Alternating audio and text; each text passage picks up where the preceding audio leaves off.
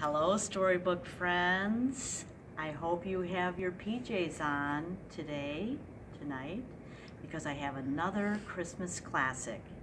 It's hard to believe that this book is already 25 years old.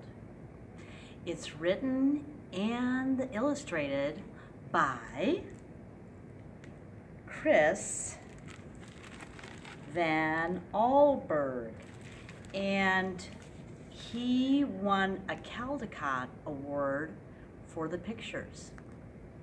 So, it's one of my favorites. Are you ready? It's called The Polar Express. Oh, I've got these today. Okay. The Polar Express.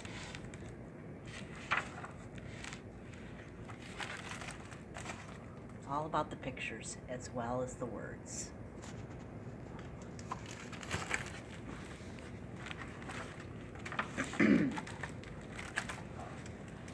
One Christmas Eve, many years ago, I lay quietly in my bed. I did not rustle the sheets. I breathed slowly and silently. I was listening for a sound a friend had told me I'd never hear. The ringing bells of Santa's sleigh.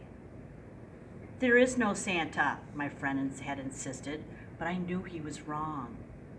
Late that night, I did hear sounds, though not the ringing of bells.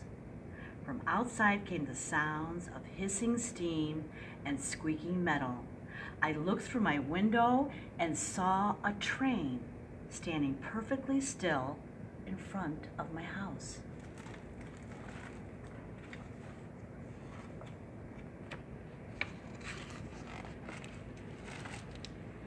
It was wrapped in an apron of steam. Snowflakes fell lightly around it. A conductor stood at the open door of one of the cars.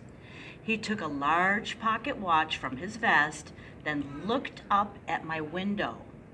I put on my slippers and robe. I tiptoed downstairs and out the door. "All aboard!" the conductor cried out. I ran up to him. "Well," he said, "are you coming?" "Where?" I asked. "Why, to the North Pole, of course," was his answer. "This is the Polar Express." I took his outstretched hand and he pulled me aboard.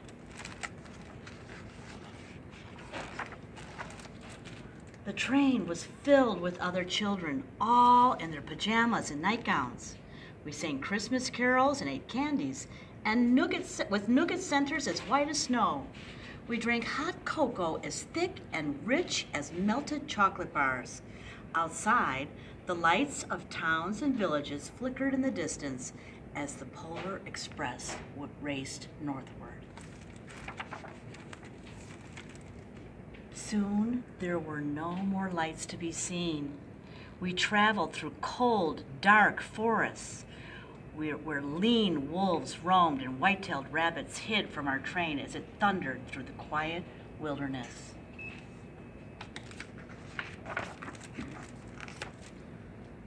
We climbed mountains so high it seemed as if we would scrape the moon. But the Polar Express never slowed down. Faster and faster we ran along, rolling over peaks and through valleys like a car on a roller coaster. The mountains turned into hills, the hills to snow-covered plains. We crossed a barren desert of ice, the great polar ice cap. Lights appeared in the distance. They looked like the lights of a strange ocean liner sailing on a frozen sea. "There," said the conductor, "is the North Pole." The North Pole. It was a huge city standing alone at the top of the world, filled with factories where every Christmas toy was made. At first we saw no elves. "They're gathering in the center of the city," the conductor told us. "That's where Santa will give the first gift of Christmas." "Who receives the first gift?" we all asked. The conductor answered, "He will choose one of you."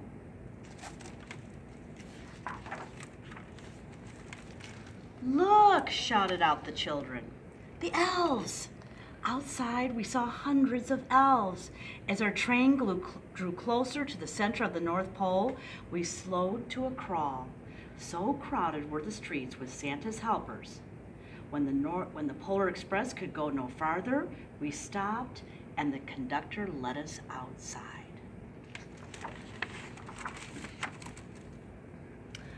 We pressed through the crowd to the edge of a large open circle. In front of us stood Santa's sleigh. The reindeer were excited. They pranced and paced, ringing the silver sleigh bells that hung from their harnesses. It was a magical sound, like nothing I'd ever heard. Across the circle, the elves moved apart and Santa Claus appeared. The elves cheered wildly. He marched over to us and pointed to me, saying, "Let's have this fellow here." He jumped into his sleigh. The conductor handed me up. I sat on Santa's knee and he asked, "Now what would you like for Christmas?"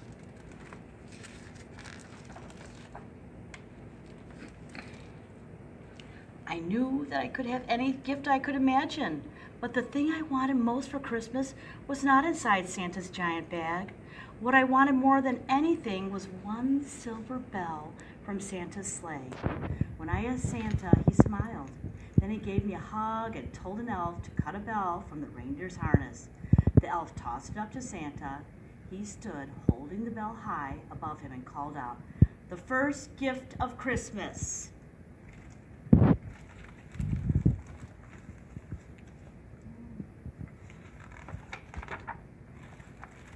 A clock struck midnight as the elves roared their approval. Santa handed me the bell, and I put it in my bathrobe pocket. The conductor helped me down from the sleigh. Santa shouted out the reindeer's name and cracked his whip. His team charged forward and climbed into the air. Santa circled once above us, then disappeared in the cold, dark polar sky.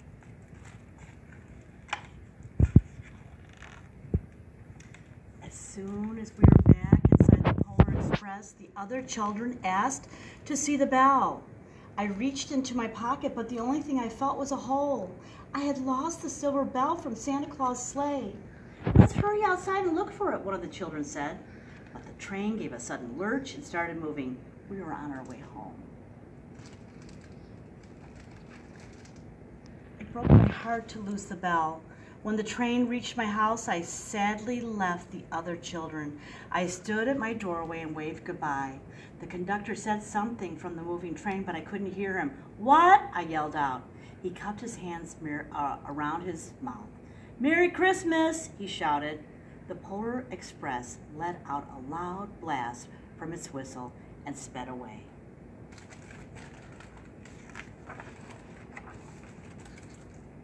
On Christmas morning, my little sister Sarah and I opened our presents. When it looked like as if everything had been unwrapped, Sarah found one last small box behind the tree. It had my name on it. Inside was the silver bell. There was a note. "Found this on the seat of my sleigh. Fix that hole in your pocket. Signed, Mr. C." I shook the bell. It made the most beautiful sound my sister and I had ever heard. But my mother said, "Oh, that's too bad." "Yes," said my father, "it's broken." But I had shaken the bell, but my parents had not heard a sound.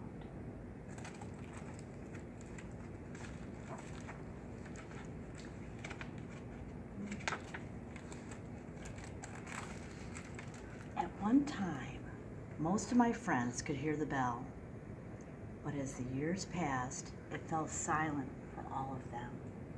Even Sarah found one Christmas that she could no longer hear its sweet sound.